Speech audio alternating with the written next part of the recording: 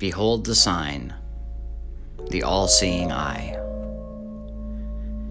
In modern times, the eye may be used to represent the eye of the supreme architect of the universe, but this is a limitation of the interpretation which the mystics of old and today give to this very ancient symbol. To them, the eye is symbolical of sight, but especially of that clear sight which gives realization.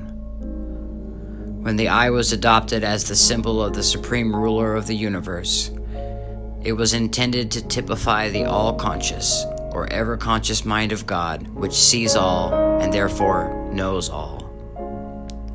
In this sense, the eye came to be the symbol of the divine consciousness or cosmic consciousness, called by some modern mystics the universal consciousness. Therefore, this eye is said to rule over the sun and the moon, the comets and the stars, and likewise the heart of man.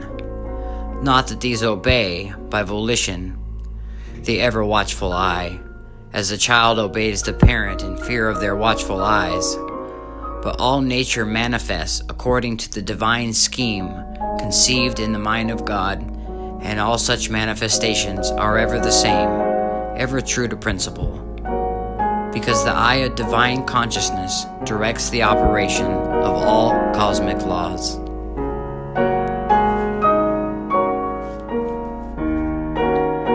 From Behold the Sign by Ralph M. Lewis, FRC.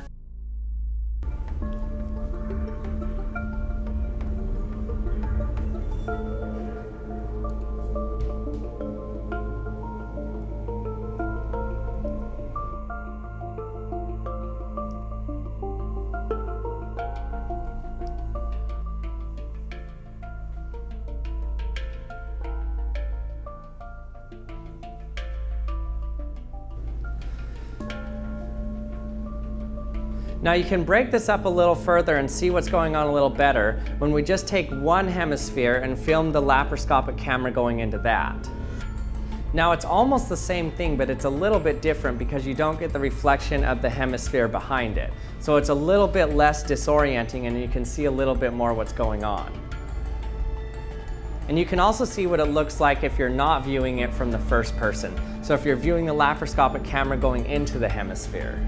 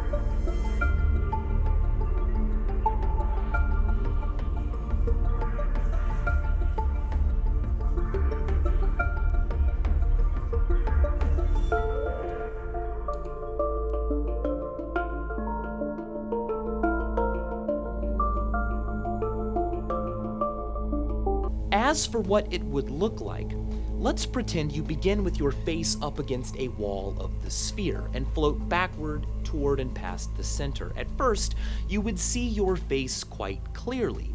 The surrounding reflections would be very distorted. As you moved away, at a certain point your face would cease to shrink away and appear smaller in the mirror, and instead would grow larger and become magnified until you reached the center, at which point your face would fill your field of view.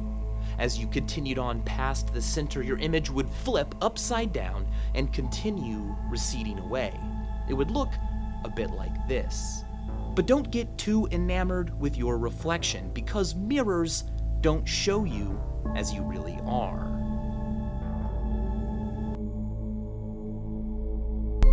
So everything is centripetal. It's converging in on the center point. It's converging in on the center point. On the center point. On the center. Center. Center is the point of creation. Center.